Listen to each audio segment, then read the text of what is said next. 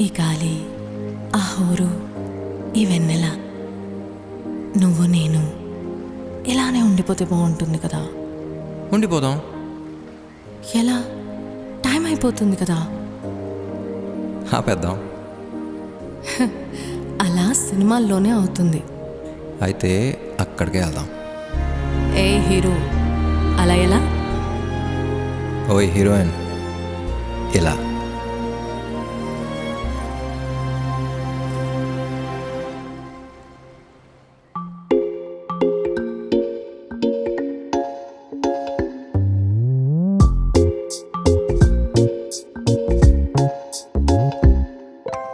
రంగు రంగు తారలన్నీ తొంగి తొంగి ఒక్కసారి చూస్తున్నా ఏంటిలా?